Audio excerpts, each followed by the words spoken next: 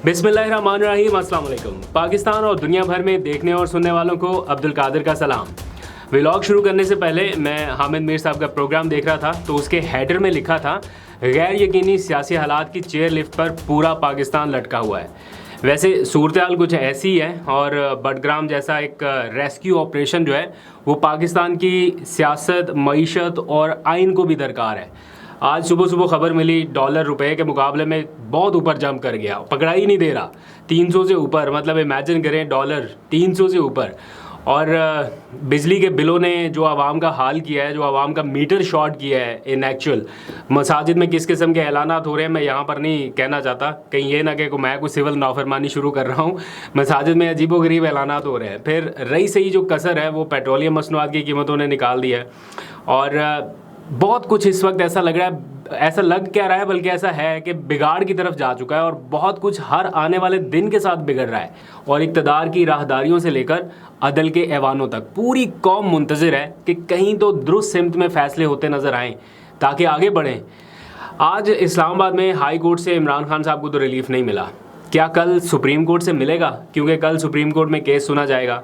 अगर supreme court से relief मिल गया तो क्या खान साहब फौरी रिहा हो सकेंगे? ये सवाल है जो आप में से बहुत सारे लोग पूछते हैं और इसका बहुत ही सादा और सिंपल सा जवाब है जो खुद उनके वकील ने दिया है। कुछ ही देर में मैं आपको उनका स्क्रीनशॉट भी दिखा दूंगा। आज का जो ताज़ा फैसला आया है इमरान खान की ज़मानत और सज़ा मअतली से मुतालिक, इस पर जो मुतासरा फरीक है या मुतासरा जमात है तहरीक इंसाफ, उनकी जानिब से एक बहुत सख्त रद्द-ए-अमल आया है। और ये रद्द-ए-अमल इतना सख्त है कि मैं इसे अपने व्लॉग में कम से कम पढ़ के नहीं बता सकता, क्योंकि मैंने जब न्यूज़ भी फाइल की टीवी चैनल पर तो उसके ऊपर मैंने बोल्ड लफ्ज़ों में लिख दिया कि एज़ पर पॉलिसी इसको डील करें।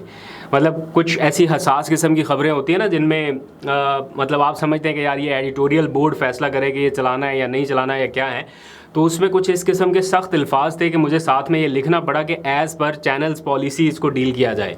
तो वो शायद आपको कहीं ना कहीं उनके ट्विटर पे या ऑफिशियल प्लेटफॉर्म्स पे नज़र आ जाएगा। तो ख़बर की हद तक मैं इतना बता सकता हूँ कि तहरीक इंसाफ ने chief justice Islamabad high court से एक तो मुतालबा किया है कि वो फ़ौरन इमरान खान के केस से अलहदा हो जाएं, अलग हो जाएं और ये केस किसी और बेंच को सौंप दें। और साथ ही उनके ख़िलाफ़ सुप्रीम जुडिशल काउंसिल में रेफरेंस लाने का भी ऐलान किया गया है।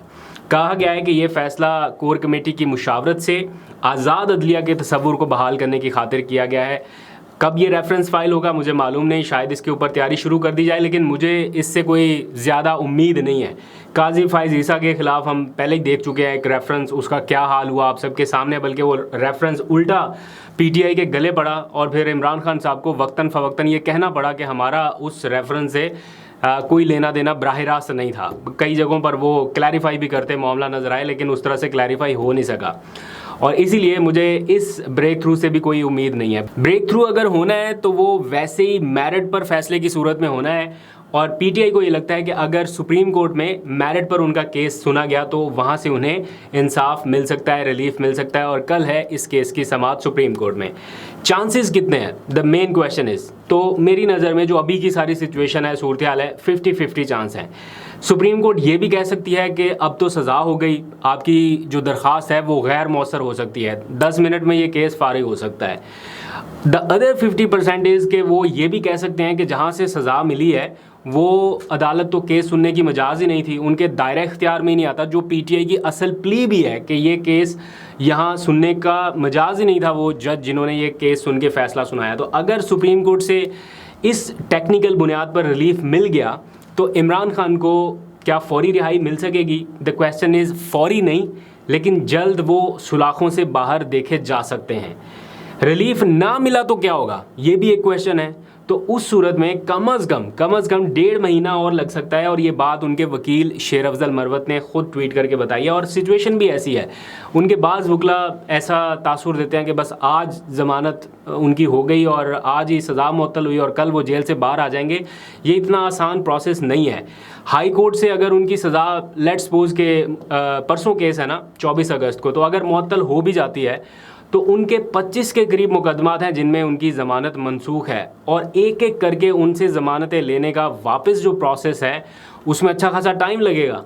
अगर सुप्रीम कोर्ट उन्हें रिलीफ देती भी है वो तो तोशाखाना केस की हद तक होगा ना। जो बाकी सारे केसेस जिनमें ज़मानतें मनसूख हैं, सुप्रीम कोर्ट ना तो वो केस सुनने लगी है अभी क्योंकि उसकी दरख्वास्त ही नहीं की, और ना ही उनमें कोई रिलीफ देने वाली है। ये खुद गए थे सुप्रीम कोर्ट के पास कि जनाब बाकी ज़मानतें हमारी मनसूख हो रही हैं तो बाकी केसेस में गिरफ्तारी से रोका जाए। तो सुप्रीम कोर्ट ने वही बात की कि जनाब आपके पास पहला फोरम जो है वो इस्लामाबाद हाई कोर्ट का है, पहले इस्लामाबाद हाई कोर्ट का दरवाज़ा खटखटाएं इस मामले में, देन हमारे पास आएँ।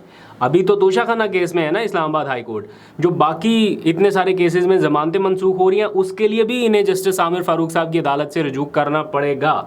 तो ये इस वक्त की सारी सिचुएशन है। तो वकला को एक और लंबी कानूनी जंग लड़नी पड़ेगी आइंदा, जो कम से कम 1.5 महीना है वकला के मुताबिक, ये मेरी अपनी असेसमेंट नहीं है, वकला के मुताबिक आइंदा 1.5 महीना उन्हें लगेगा इमरान खान साहब को जेल की सुलाखों से बाहर निकालते निकालते। अब आ जाइए आइंदा 3 हफ्तों का मंजरनामा मुल्की सियासत के हवाले से या मुल्की सिमत के हवाले से क्या हो सकता है, और यही 3 हफ्ते मुल्की सिमत को तय कर सकते हैं। और ये सारे फैसले इन 3 हफ्तों के अंदर अंदर सुप्रीम कोर्ट में होने जा रहे हैं। मरदमशुमारी, नैब तरमीम, और अब इसमें ऑफिशियल सीक्रेट एक्ट भी शामिल हो गया। ये सारे कवानीन, इनका फ़ैसला अभी सुप्रीम कोर्ट से आना बाकी है। और एक लम्हे के लिए आप सोचें कि जिन्होंने ये सारे कवानीन बनाए, जो पाकिस्तानी कौम को इस भंवर में फंसाया है जिन्होंने, वो इस वक्त कहाँ हैं? एक लम्हे के लिए सोचें कि वो कहाँ हैं इस वक्त। वो इस वक्त लंदन में है। जी हाँ, शहबाज शरीफ साहब इस वक्त लंदन में हैं, यानी हुक्मरान ख़ानदान की जो हुक्मरानी है वो पाकिस्तान में है, लेकिन अहम फ़ैसले लंदन में है, मुशावरत लंदन में है। शहबाज शरीफ साहब भी अहम मशवरे के लिए लंदन में मौजूद हैं, और वो वहाँ से बैठकर यहाँ के मामलात में, यानी सदर पाकिस्तान के साथ जो कुछ हुआ उसके ऊपर भी वो तनकीद कर रहे हैं और कमेंट कर रहे हैं, सारा कुछ। बहरहाल उनका हक है, लेकिन जस्ट टू अंडरस्टैंड कि सिचुएशन इस तरह से पाकिस्तान की चल रही है। बरतानिया में पाकिस्तान के जो हाई कमिश्नर हैं डॉक्टर फैसल, वो नवाज शरीफ साहब से मिले, मुलाकात की, और वो दफ्तर से निकलते हुए चल पड़े। किसी को नहीं पता कि क्यों मुलाकात हो रही है, किस लिए आए थे, इस मुलाकात का एलामिया क्या है, क्या डिस्कस हुआ, कोई नहीं जानता। अब आ जाए ज़रा सदर पाकिस्तान की तरफ। किसी को अब ये नहीं पता चल रहा कि सदर का प्रिंसिपल सेक्रेटरी कौन है। मतलब गुज़िश्ता रोज़ उन्होंने सेक्रेटरी को फारिग कर दिया था कि जनाब मुझे इसकी खिदमात नहीं चाहिए। आज खबर आई है कि जिसको नया प्रिंसिपल सेक्रेटरी लगाने की उन्होंने तजवीज़ दी थी, वो खातून थी, उनका नाम गालबन हुमैरा है, हुमैरा साहिबा। हाँ, तो हुमैरा साहिबा ने इनकार कर दिया कि वो ये खिदमात नहीं फराहम कर सकती प्रिंसिपल सेक्रेटरी वाली। अब यहाँ पर मैं ये सोच रहा था कि ये इतनी बेहतरीन किस्म की पोस्ट है, यानी किसी को भी मिले तो कोई भी इनकार नहीं करे। वो कहे जनाब ये तो ज़बरदस्त पोस्ट है, इसकी तरफ तो जाना है। सिविल सर्वेंट में जो भी होगा वो कहेगा जनाब मैं क्यों ना करूं, लेकिन उन्होंने इनकार कर दिया। उन्होंने कहा कि जनाब मैं ये ज्वाइन नहीं करना चाहती। तो अब ये भी नहीं मालूम कि उन्होंने इनकार क्यों किया है, क्या ख़ुद से इनकार कर दिया या किसी के कहने पर किया, ये भी मालूम नहीं है। और अभी तक ये भी क्लियर नहीं हो सका कि वो जो मुतनाज़ बिल हैं वो कहाँ पर हैं। साबिक प्रिंसिपल सेक्रेटरी वकार अहमद साहब ने बयान दिया कि बिल्स जो हैं वो सदर साहब के पास ही हैं। अटॉर्नी जनरल साहब का बयान आया, वो कहते हैं बिल्स जो हैं वो वज़ीर-ए-आज़म ऑफिस को मौसूल हो चुके हैं। तो प्रिंसिपल सेक्रेटरी और अटॉर्नी जनरल के बयानात में भी मुतज़ाद है, तो बिल आखिर गए किधर? अब इस सारे मामले पर कुछ जमातें जो हैं, ख़ास तौर पे पीपल्स पार्टी, वो सदर मुमलिकत के इस्तीफ़े का मुतालबा दोहरा रहे हैं और बार बार दोहरा रहे हैं कि जनाब सदर साहब इस्तीफ़ा दें। उनका एक बंदा आता है सदर इस्तीफ़ा दे, उनका दूसरा बंदा आता है सदर इस्तीफ़ा दे। सदर से इस्तीफ़े का मुतालबा क्यों किया जा रहा है, उसकी रीज़न है। और पीपल्स पार्टी ख़ास तौर पे क्यों कर रही है, इसलिए कि पीपल्स पार्टी को लगता है कि अगर सदर साहब ने रिज़ाइन कर दिया तो उनके जाने के बाद बनेंगे सादिक संजरानी साहब कायम मुकाम सदर, और सादिक संजरानी साहब चूँकि मार्च में रिटायर हो रहे हैं तो उसके बाद ये ओहदा आ जाएगा राजा परवेज़ अशरफ साहब के पास, जो स्पीकर कौमी असम्बली होते हैं उनके पास ये ओहदा चला जाता है। अगर सदर भी ना हो, कायम मुकाम सदर भी ना हो, तो स्पीकर जो है वो जिम्मेदारियां देता है। तो पीपल्स पार्टी को लगता है कि कहीं उनके पास ये सदर का ओहदा आ जाएगा, ये पावर आ जाएगी। तो ये सारी इस वक्त खिचड़ी बन रही है। अब तहरीक इंसाफ ने इस सारे मामले पर सुप्रीम कोर्ट से तो रुजू करने का ऐलान कर ही रखा था कि हम जनाब जाएंगे सुप्रीम कोर्ट।